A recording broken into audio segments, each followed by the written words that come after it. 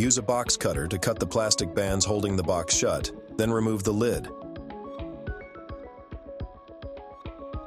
After that, remove the panels individually and set them about 3 feet apart.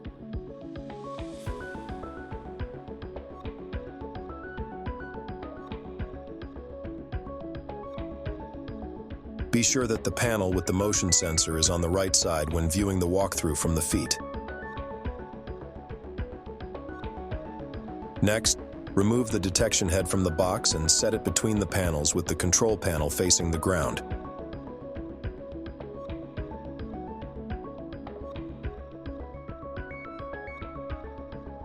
Remove the walkthrough keys from their plastic bag and use the gold key to unlock and open the detection head. This will allow the detection head to balance easily while the panels are being positioned and attached. Choose one panel and slot the plastic lip of the detection head into the nearest opening in the panel's side. Then, insert the screws with a number 3 Phillips head screwdriver bit. Do not tighten the screws completely. Repeat the process for the other side.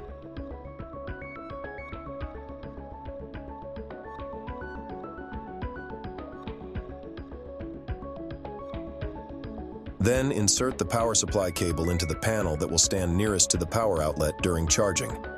After that, insert each of the 44-pin connectors into their respective panels, pressing the buttons on either side of the connector. Be careful not to bend the pins when doing this.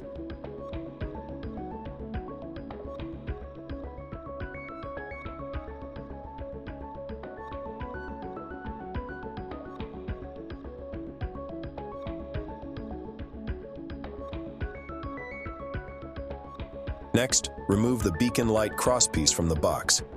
Insert the crosspiece's plastic lip into the upper opening in the panel. Use a number 3 Phillips head screwdriver to insert the screws on either side, again being careful not to full tighten the screws. Once the screws are in place, close and lock the detection head.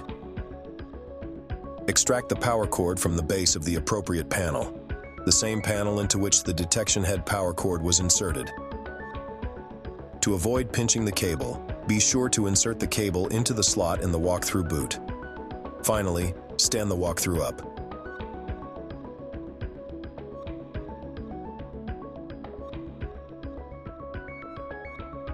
Use a flathead screwdriver to open the beacon light crosspiece. Then insert the 15-pin cable into the powered side of the panel. Close and lock the crosspiece. Then perform a final tightening of each of the panel screws with the walkthrough standing up.